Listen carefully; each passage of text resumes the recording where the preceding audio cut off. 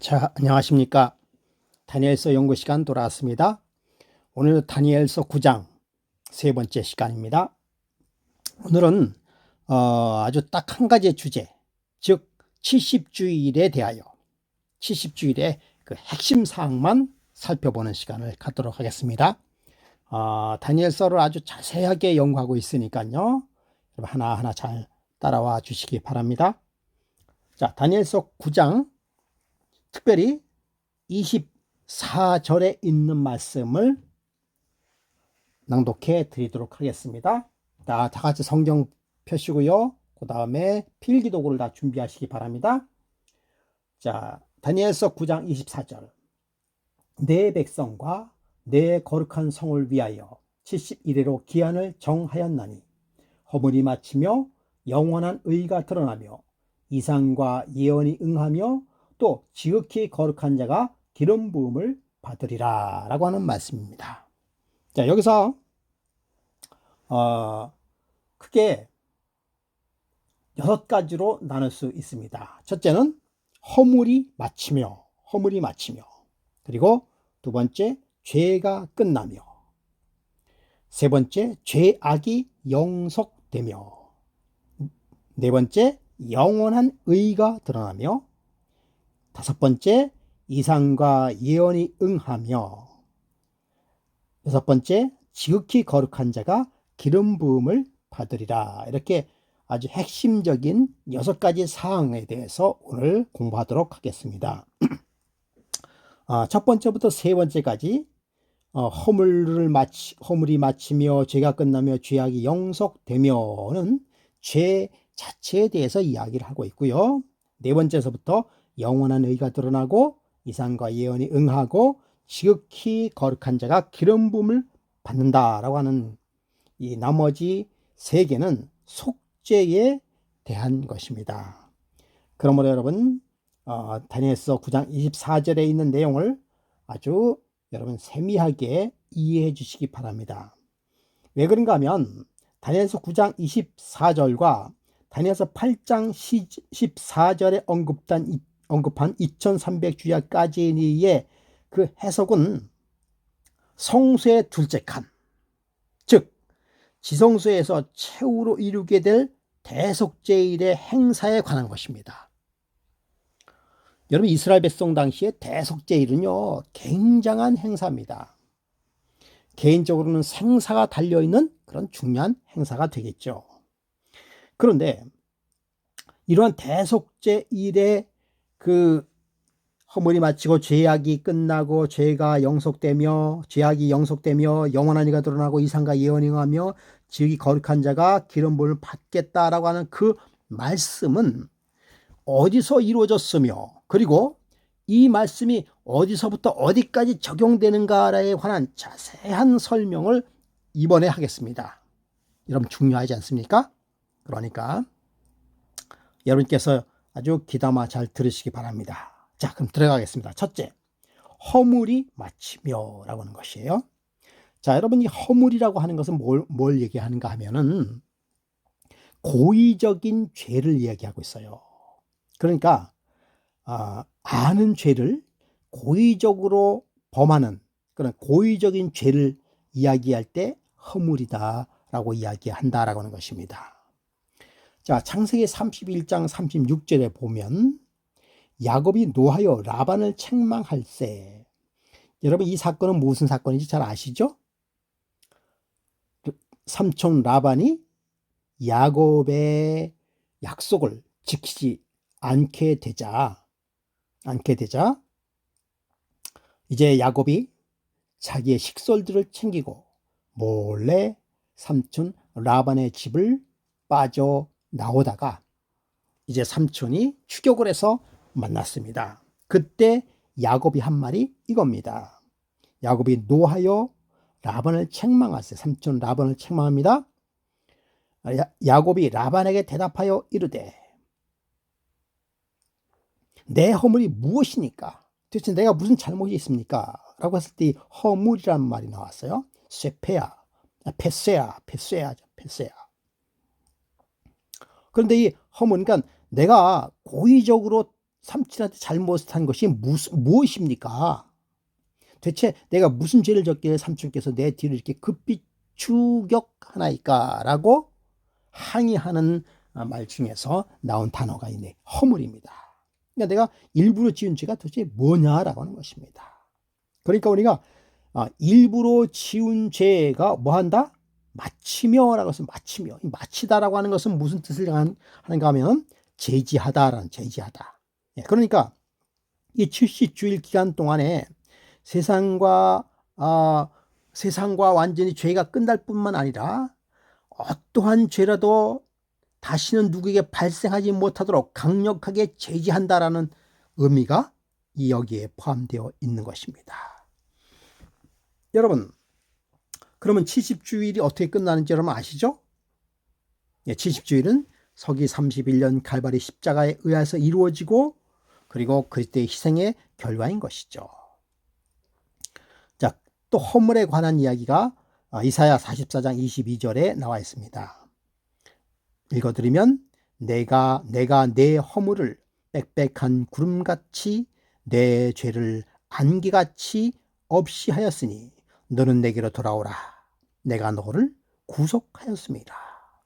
내가 내 허물을 빽빽한 구름같이, 허물이 우리가 일부러 지은 죄가 얼마나 많은지 빽빽히 구름 같다라고 이렇게 표현을 하고 있습니다. 그럴지라도 뭐하라? 안개같이 없어지라. 구름이 빽빽히 있다 하더라도 햇빛이 나면 안개가 싹 거치는 것처럼 우리의 죄악을 안개처럼 거치겠다라고 하는 은혜스러운 하나님의 약속인 것입니다. 자, 예수 그리스도의 십자가의 희생은 구약 성소에서는 어떻게 표현되죠? 염소를 드리는 제사로 얘기하고 있습니다. 그러니까 백성을 위한 속죄제 염소가 되신 예수 그리스도께서 그 예수 그리스도의 십자가의 피로 지성소와 휘막과 이스라엘 모든 자손과 모든 죄를 뭐 하는데요? 속죄하는데 쓰여진다라고 하는 것입니다. 여기 보니까 지성소와 휘막과, 그렇죠? 지성소와 휘막과 이스라엘의 모든 죄가를 속죄하겠다. 레위기 16장에 있는 말씀이에요. 지성소의 휘막이라는 것은, 그러니까 지성소의 휘막과 이스라엘의 모든 자손과 모든 죄를 속죄한다라고 하는 것은 여러분 대속죄일을 의미하는 것이죠. 대속죄일을 의미하는. 그러니까 여기에 나와 있는 허물이 마친다라고 하는 것은 완전한 허물이 마치기 위해서는 어떻게 되는 것인가 하면 예수 그리스도의 십자가로부터 시작해서 어디까지요? 우리가 맞이하는 대속죄일까지를 의미한 것입니다. 여러분 이런 이야기를 여러분 계속해서 반복해서 말씀하실 거예요. 그러니까 여러분께서 잘 이해하시기 바랍니다. 예수 그리스도께서는 대속죄일에 속죄물이 되시기 위하여 돌아가셨어요. 그래서 예수 그리스도의 십자가의 희생을 근거로 2300주야에 끝이 되는 1844년에 지성소로 들어가셔서 세상과 우주로부터 죄악을 영원히 알게 되고 속죄되겠다라는 것입니다. 그러므로 여러분 2300주야, 즉 1844년에 시작된 하늘 지성소에서의 봉사, 즉 죄를 완전히 제거하기 위해서는 반드시 뭐가 필요하다? 갈바리의 십자가가 필요하다는 사실입니다.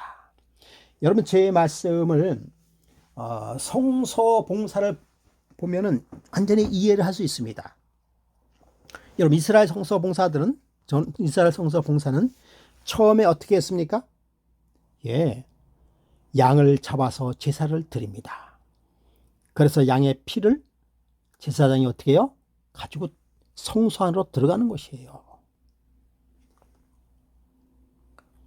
그런 다음에 그 피를 어디다 뿌리는 것입니까? 휘장에 뿌리는 거예요. 그리고 그 휘장에 뿌려져 있는 그 피의 찌꺼기가 붙고 해서 그것을 언제 다 정결해 버리는 것인가 하면은 대속죄일에 그것을 정결하게 하는 것입니다. 그러면 그 처음에 양을 잡아 제사 드린다는 그 의미가 실질적으로 뭐죠? 예수 그리스도께서 십자가에 달려 돌아가신 것을 의미한 것입니다. 그러면 양을 잡아서 제사를 드려서 그 양의 피를 휘장에 뿌리는 것으로 제사가 끝납니까? 아니죠. 아니에요. 여러분, 예수 그리스도의 십자가의 피에 달려 돌아가심으로 말미암아 모든 속죄의 제사가 끝나는 것입니까? 아닙니다. 여기서 예수 그리스도의 십자가의 피를 부족하거나 혹은 능력이 다 발휘되어 있다라고 발휘되어 있지 않다라고 이야기하는 것은 잘못된 것이에요. 그러니까 예수 그리스도의 십자가의 은혜와 구속은 예수님의 십자가로부터 시작해서 어디까지? 조사 심판에 이르기까지 하나의 덩어리로 간다고 하는 것이에요. 오늘날 조사 심판에 대하여 부정적으로 이야기하시는 분들은 예수 그리스도의 십자가의 피로 모든 게 끝났다라고 하는 것입니다. 더 이상 없다라고 하는 것이죠. 그렇다면 과거의 이스라엘 백성들에게는 양을 잡는 것하고 피를 뿌리는 것으로 끝납니까?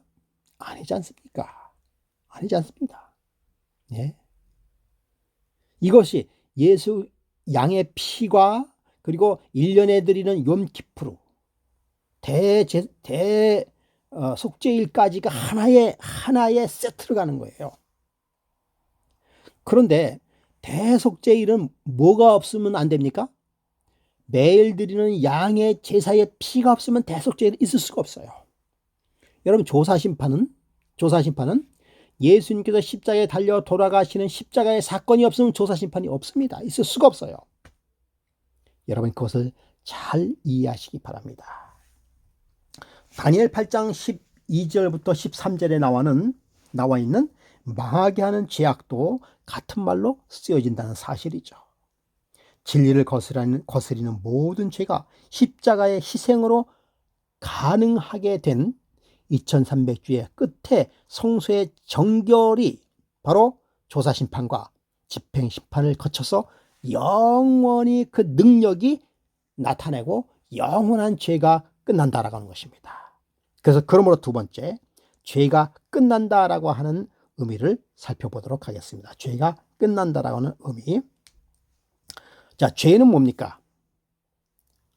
하타트라고 해서 뜻은 목표를 빗나갔다라고 하는 것에서 허물과 비슷한 이야기로 쓰이고 있지만, 여기서 나와 있는 죄가 끝난다라고 하는 이 죄는 무엇을 의미하는가? 조금씩 그 의미가 틀려요.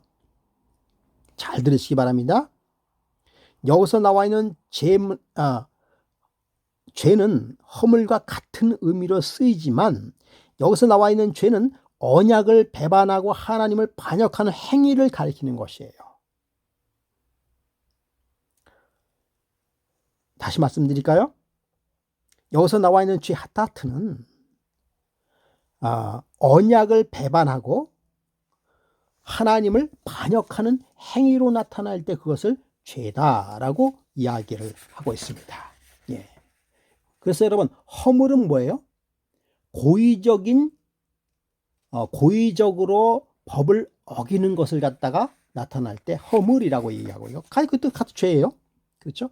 여기서 나타난 죄가 끝난다라고 하는 이 죄는 하나님을 반역하는 행위, 언약을 배반하고 하나님을 반역하는 행위를 가리킬 때 쓴다라고 하는 것이죠. 죄가 끝난다, 그치다 라고 하는 것은 끝내다, 완결짓다. 그러므로 죄가 끝난다라고 하는 죄 자체의 근본을 없애버리겠다라고 하는 것입니다.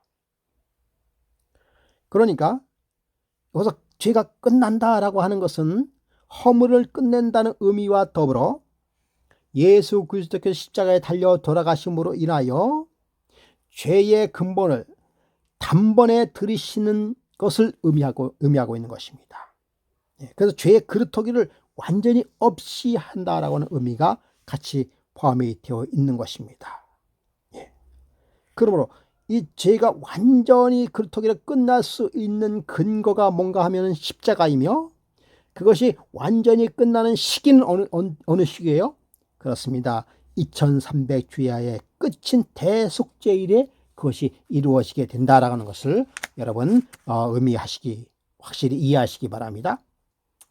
여러분 이것을 아주 자세하게 잘 이해하는 것은 매우 중요합니다. 그 다음에 세 번째, 죄악이 영속되며, 죄가 끝나는 것하고 죄악이 영속된다는 의미가 또 무엇인가? 여기서 죄악은 아몬이라고 해서 범죄, 죄책, 형벌, 죄된 행위들을 가리키는데요. 영속된다라고 하는 것은 카파르를 해서 덮어준다, 용서하다, 속죄하다라는 의미를 가지고 있어요. 예. 그러므로 이 속죄하다라는 죄를 없이 하기 위한 행위와 관련이 되어서 쓰여져 있어요. 영원히 속한다라고 하는 것은 덮어주고 용서하는데 이것은 죄를 없이 하기 위한 행위와 관련이 되어 있어요. 그러니까 이 행위라고 하는 것은 뭐예요? 제사 제도를 의미하는 것입니다. 예. 그러니까 죄악이 영속된다라고 하는 것은 죄악을 영원히 없애기 위한, 덮어주기 위한 행위가 관련되어 있는데요. 크게 제사를 드리는 것은 크게 종류가 두 가지의 종류가 있습니다. 첫째는 매일 드려지는 제사, 이게 뭐예요? 타미드죠, 타미드. 그리고 연말에 연중 1년에 한 번 행하는 대속죄일에 드려지는 제사, 욤키푸르죠. 이 두 가지를 갖다가 죄악이 영속된다라는 의미의 행위가 같이 포함이 되어 있다라고 하는 것이에요. 그러므로 여러분, 우리가 죄를 영원히 속해주기 위해서는 매일 드리는 제사 타미드, 여러분 우리는 제사를 어떻게 드리는 것입니까?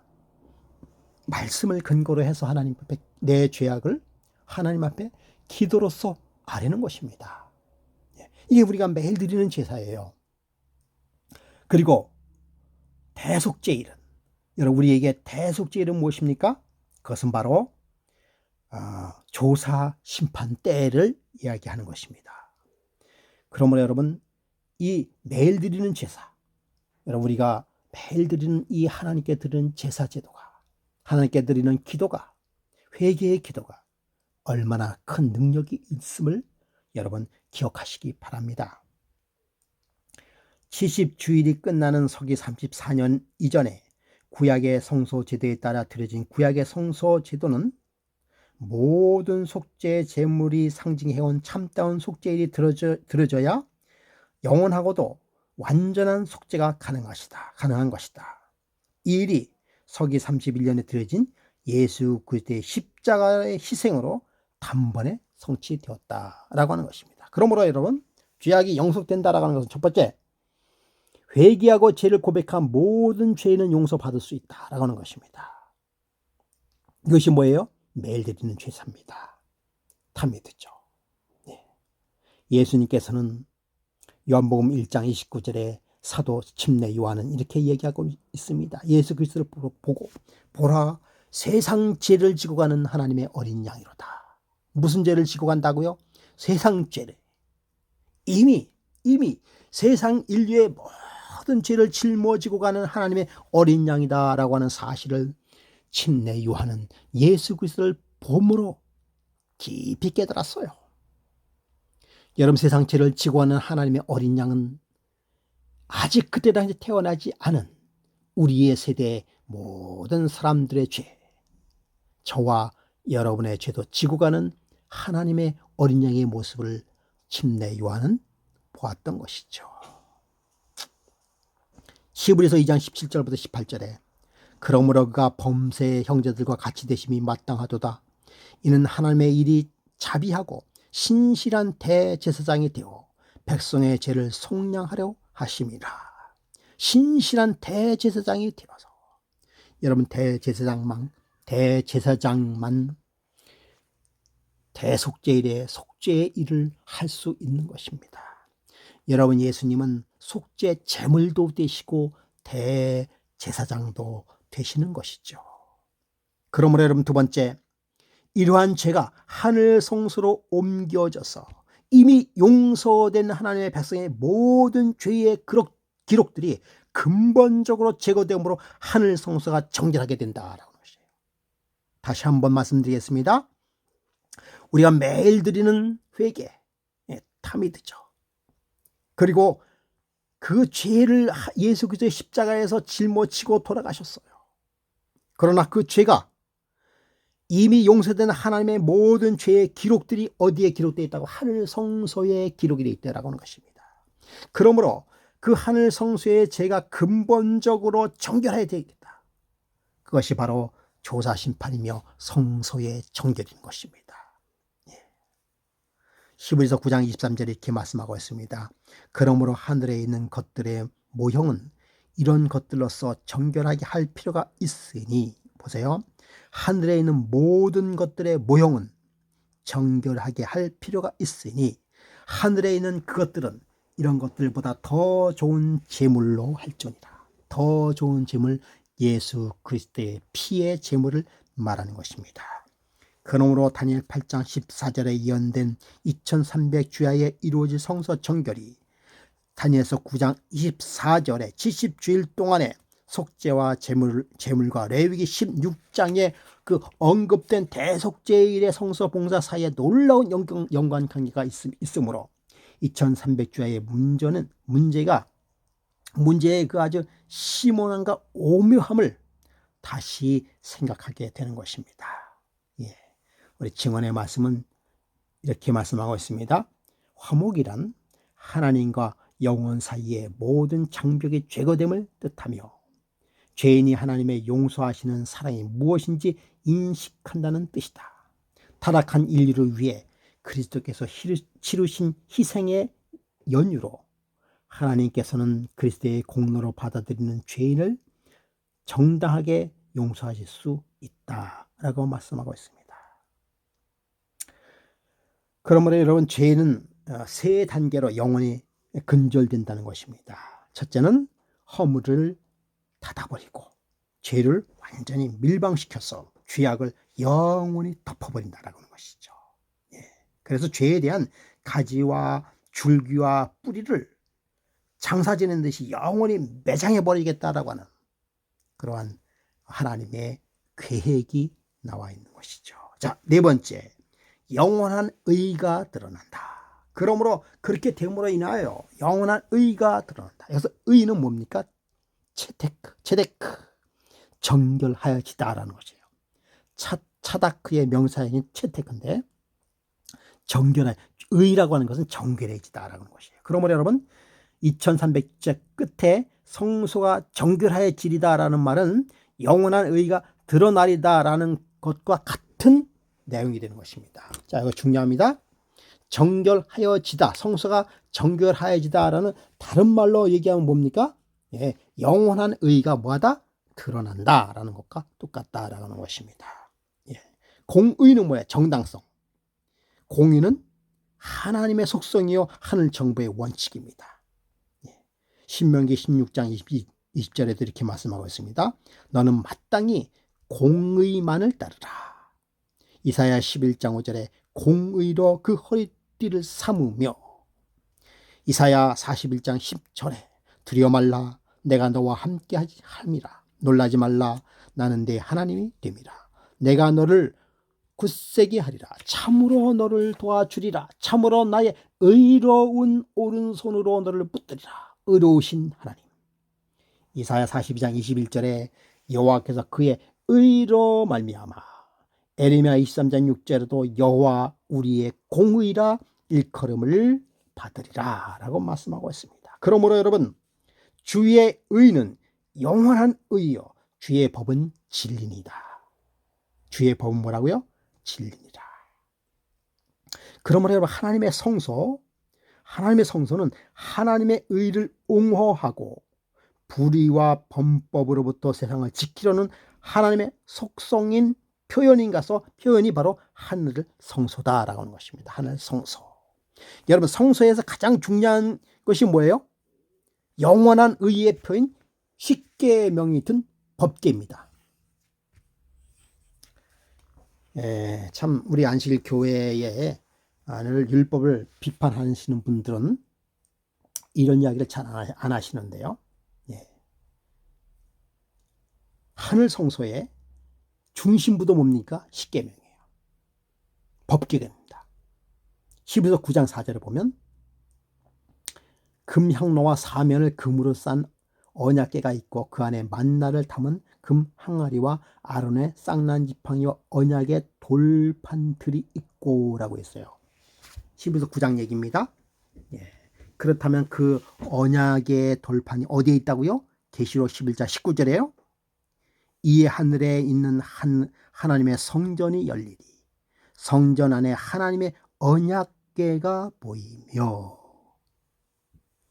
지난번에 말씀을 드렸듯이요, 우리 하늘에 우리 그 십계명 법궤가 어디로 가 있다고요? 하늘에.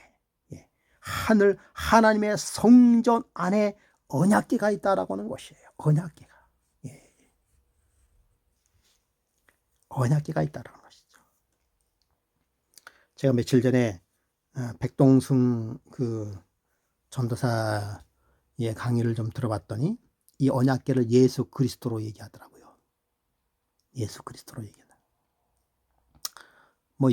이 언약궤가 예수 그리스도 자체라고 이야기하는 것은 조금 무리가 있습니다. 이 언약궤는 모세에게 주어졌던 그 언약궤입니다. 예수 그리스도의 품성과 그리고 예수 그리스도의 사랑이 담겨져 있는 것은 사실이죠. 그런데 그 언약궤가 예수님이다. 이렇게 글쎄요, 조금은 이해가 안 되는 부분이죠. 이걸 모세의 율법에 나타났던 그 십계명이다라고 이야기하기가 좀 힘들 거예요. 왜냐하면 그 십계명은 그러니까 율법이라고 하는 것은 굉장히 뭐랄까요, 이렇게 얘기하면 또 잘못 얘기한다고 말씀을 드리겠습니다만은, 그렇게 얘기할 것 같습니다만, 율법을 아주 하대하는, 이렇게 얘기하면 이해를 잘못했다고 얘기할 거예요. 그러나 그분의 강의를 쭉 들어보면 그렇습니다. 그만하고요. 그래서 하나님의 의의 표지는 율법을 범하는 것은 불이요 죄인 것입니다. 그러므로 불법을 행하는 자마다 죄를 짓는 자마다 불법을 행하니 죄는 뭐다? 불법이다라고 하는 것입니다. 죄는 불법이다라고 하는 것이에요. 자, 그래서 예수 그리스도께서 십자가에 죽으심으로 말미암아 그를 믿는 자에게 값없이 은혜로 나누어 주는 것이죠. 그래서 그것이 하나님의 의죠. 그래서 하나님의 의는 영원하기 때문에 70주일 기간에 이렇게 하나님의 의가 이를 받아들이는 모든 사람들에게 영원히 의롭게 될 수 있다라고 하는 것입니다. 다시 말씀드릴게요. 하나님의 의는 영원한 것이에요. 근데 그 영원한 의가 언제 드러난다고요? 70주일 기간 동안에 이루어져서 그 영원한 의가 계속해서 모든 사람에게 영원히 의롭게 할 수 있다라고 하는 것입니다. 시편 119편 142절에 주의 의는 영원한 의요 주의 율법은 진리로소이다.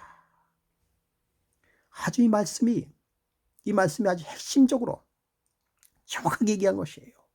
주의 의는 영원한 의요 주의 율법은 진리로소이다. 여러분, 주의 율법이 진리로소이다라는 말이 할 필요가 없으면 주의 의는 영원한 의요라고 끝나는 것 아니겠어요? 그러나 주의 율법은 진리로소이다. 의가 영원한 의요 율법은 진리라고 하는 것입니다.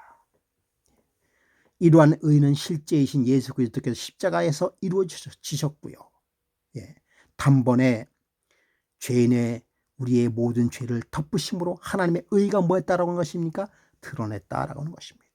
단번에 드려진 자기의 피로 하시고, 양의 피가 아니라, 염소의 피가 아니라, 송아지의 피가 아니라 자기의 피로, 당신의 피로 단번에 들어짐으로 말미암아 성소에 들어가셨다라는 것이 히브리서 9장 12절 22절에 있는 말씀이죠. 예. 그러므로 여러분, 예수 그리스도께서 십자가에 달려 돌아가심으로 말미암아 신약 시대에는 이제 더 이상 이 지상에 있는 성소에서 하늘에 있는 성소로 옮겨진 것입니다.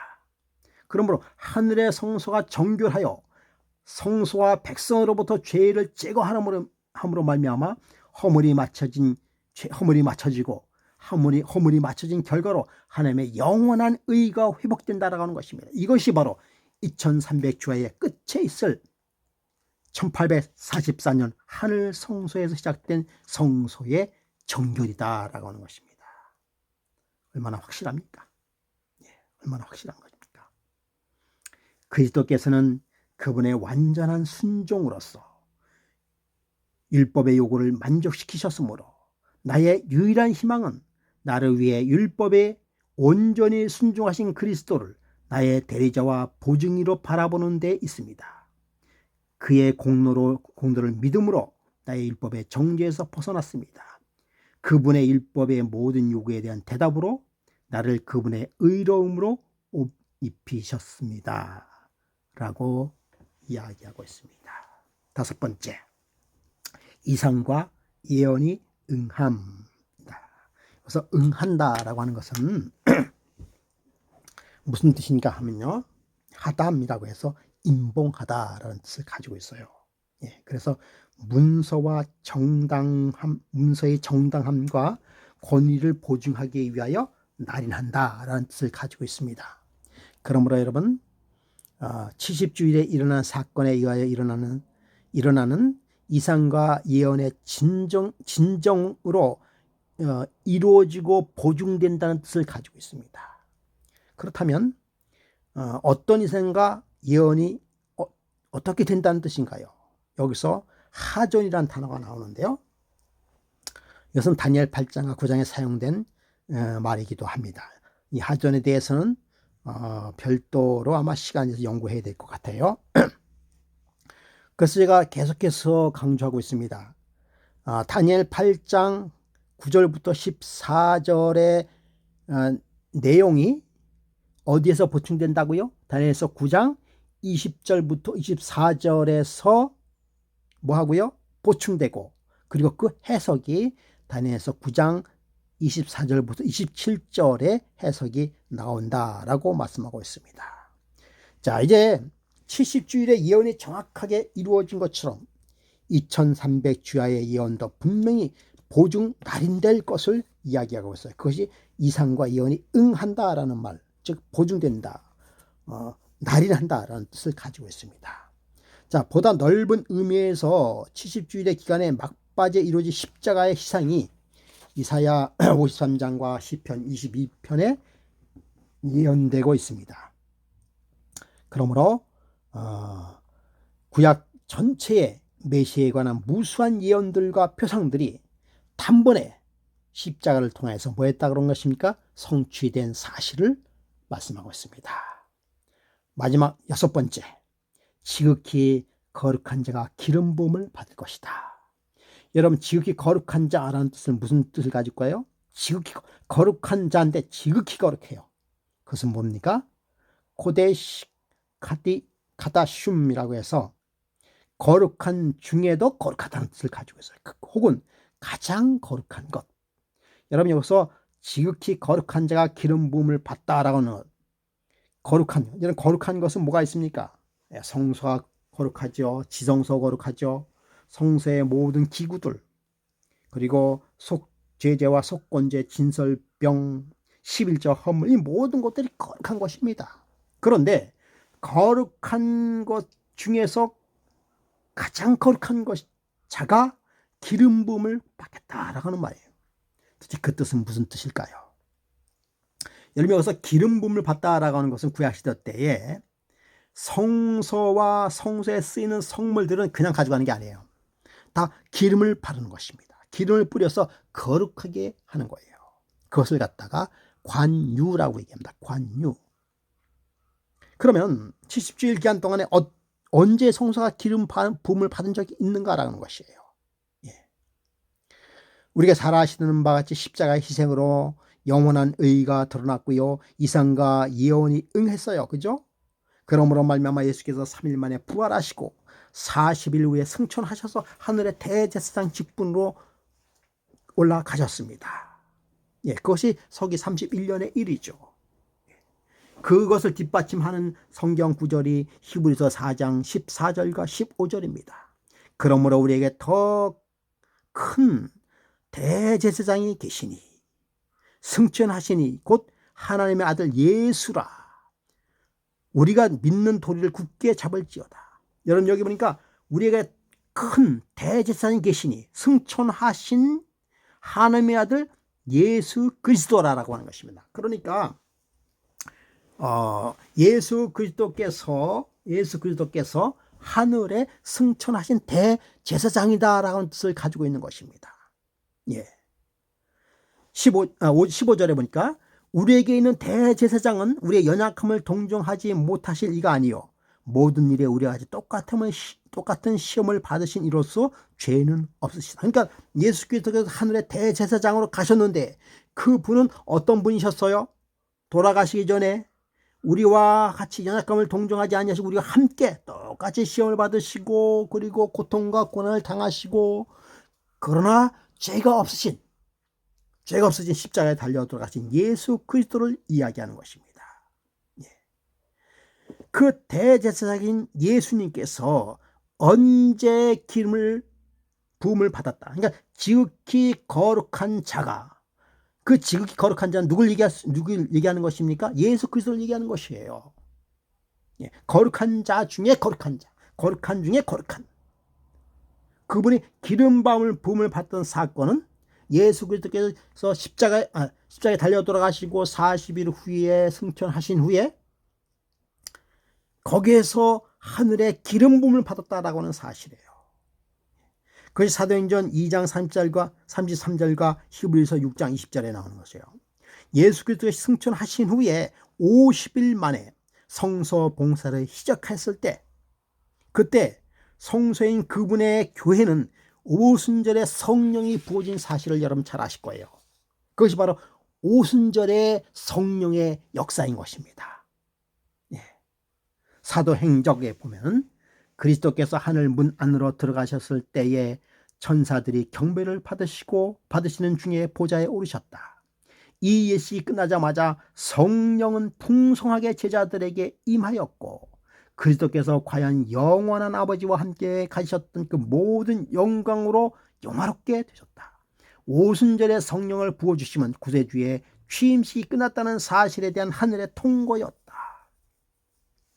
서기 31년 십자가의 희생을 근거로 하늘 성소에서 봉사를 시작하심으로 인하여 하늘의 성소를 성별하신 예수님께서는 2300주가 끝나는 때 하늘 성소의 실제적인 대속죄의 행사로서 지성소의 봉사를 시작하시고 다시 최후의 성소 정결을 하신 후에 히브리서 9장 28절에 죄와 상관없이 자기를 바르는 자들에게 두 번째 나타나시기 위하여 재림하실 것이다 라고 하는 놀라운 기별을 우리에게 전해준 것입니다.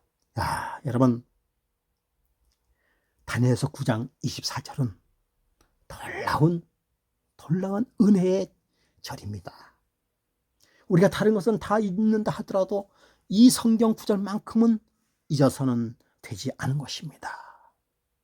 놀라운 하늘의 축복이 우리에게 보장되었던 사실을 여러분 기억하시기 바랍니다. 하늘의 놀라운 은혜의 축복이 우리에게 임하실 것을 우리는 기대하고 있는 것입니다. 자, 이제 마지막으로 2300주야의 예언의 도표를 한번 그려보도록 하겠습니다. 자, 여러분께서도 이것을 그릴 줄 알아야 돼요. 그릴 줄 알아야 됩니다. 이거서 이 조그만 데서 이게 표현이 될지 안 될지 모르겠습니다. 지난주에도 이제 그렸는데요. 자, 여러분 이것을 그릴 줄 알아야 됩니다. 그릴 줄 알아야 돼요. 여러분께서 실질적으로 연필을 실제로 한번 그려보시기 바랍니다. 노트에. 예, 노트에요. 자, 자, 2300주야와 71회의 기산점인 똑같다 그랬어요. 지난주 똑같아 그랬습니다. 기산점이 언제요? 457년. 네, 457년. 457년서부터 똑같이 끝나는 것이 2300, 이것이 2300주야입니다. 주야. 그러니까 주야인데 이것이, 아이고, 이것이 2300년이라고 그랬죠. 2300년. 이게 잘 표현이 안 되는데요. 그릴 수 있는가 모르겠네요. 예. 자, 이걸 이제 두 번에 의해서 그리겠습니다. 두 번에 의하여. 두 번에 의해 다시 그려보겠습니다. 다시. 예. 자, 다시 한번 그려보겠습니다. 이게 이렇게 된 것이죠. 2300주야 이렇게 되고요. 그죠? 여기서 2300주야 안에 70주야의 예언, 70주야 예언입니다. 예, 이렇게 나누도록 하겠습니다. 자, 똑같이 457년에 시작한다 그랬죠. 그렇죠? 그 다음에 7주죠. 7주. 그죠? 7주 49년.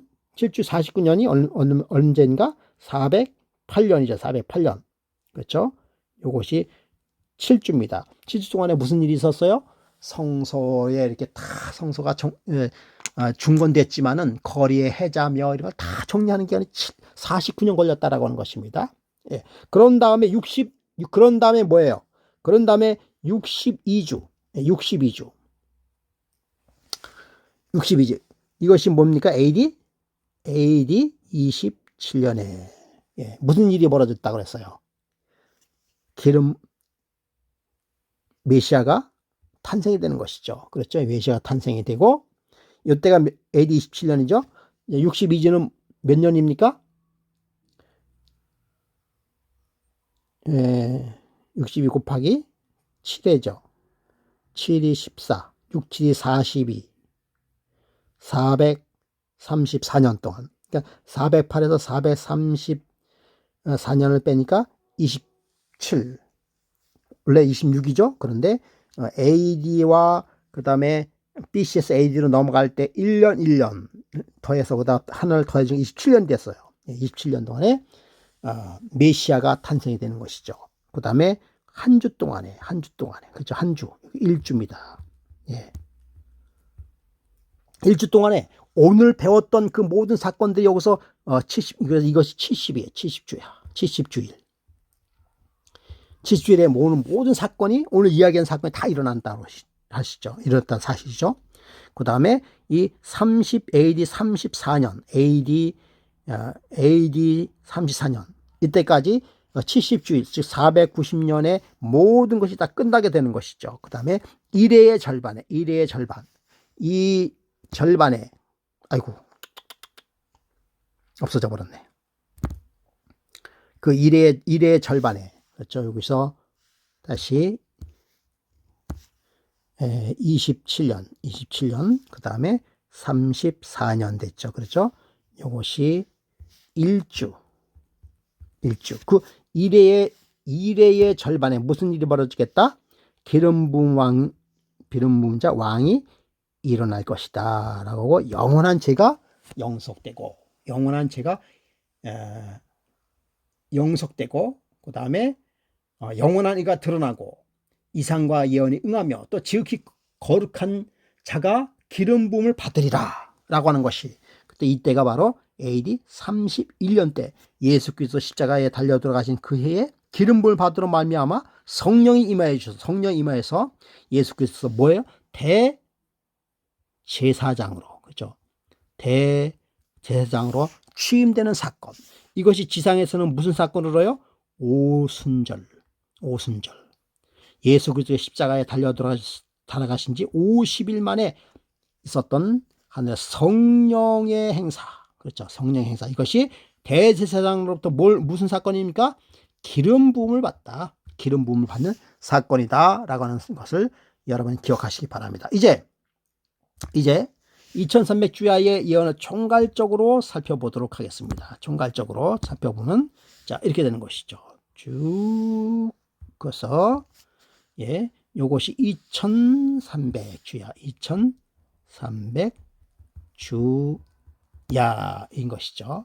그 다음에 이제 70주일에 이른 것은 제가 설명을 했기 때문에 짧게 얘기할게요.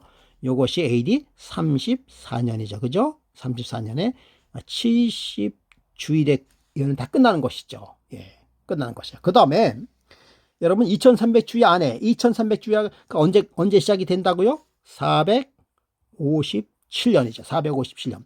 그러면 여러분 2300주야 2300년에서 457을 빼면은 일단 보세요. 2300년이죠. 457을 빼면 얼마입니까? 1843년이 됩니다. 그런데 1843년에서 제가 AD와 BC에서 AD로 넘어갈 때, 즉 이게 돼 있죠. 1년, 0년 숫자는 1이 돼요. 1이 겹치니까 하나를 더해줘야 돼요. 하나를 더해줘서 여기가 1844년이 되는 것입니다. 예. 그래서 요 1844년에 요 사이에 요 사이에 무슨 사건이 하나 있어요. 요 사이에 무슨 하나 사건이 일어납니다. 여러분 이 사건이 뭔지 아십니까? 한때, 두때와 반때 사건. 예, 한때, 두때, 반때. 42주. 그렇죠? 1260년의 사건이죠. 예.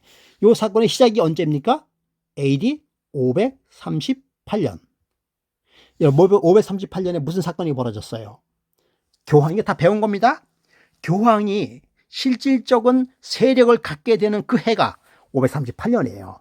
538년에 뭡니까? 무슨 일이 벌어집니까? 동고트, 서고트, 반달, 동고트, 서고트, 반달족이 맞아요. 완전히 없애진 해가 538년이에요. 이때서부터 교황권이 완전히 권한을 잡고 1260년 동안 한때와 두때, 반때 동안에 세력을 잡았어요. 그래서 이 한때와 두때, 반때가 끝나는 이 시기가 언제예요?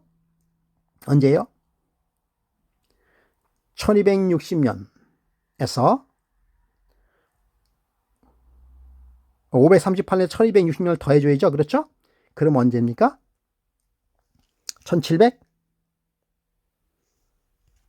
1798년. 그렇죠. 1798년이 1260년이 끝나는 시기예요. 이 시기가 무슨 시기예요? 교황이 버티어 장군에 의하여 잡혀가는 것입니다. 그런 다음에 교황이 죽었어요. 그래서 완전히 교황이 몰락한 것입니다. 이것이 바로 2300주야 예언입니다. 이 안에 모든 것이 다 있어요. 이 1844년 이후에 헌물이 마치고 죄가 영속되며 기름 부은 자가 성소가 정결해지리라라고 하는 이 예언이 시작되는 것이 바로 이 1844년 이후라는 사실을 여러분 기억하시기 바랍니다. 자, 우리 감히 얘기합니다. 이러한 역사적 사건이 과거로부터 현재 그리고 미래까지 이루어지는 놀라운 역사적 사건이 성령적 사건이 오늘날 우리가 이 사건을 안다라고 하는 사실은 놀라운 사건인 것입니다. 여러분 이 사건을 꼭 뭐 해야 됩니까? 예, 꼭 기억하시고 그리고 순종하며 믿음으로 승리하시기 바랍니다.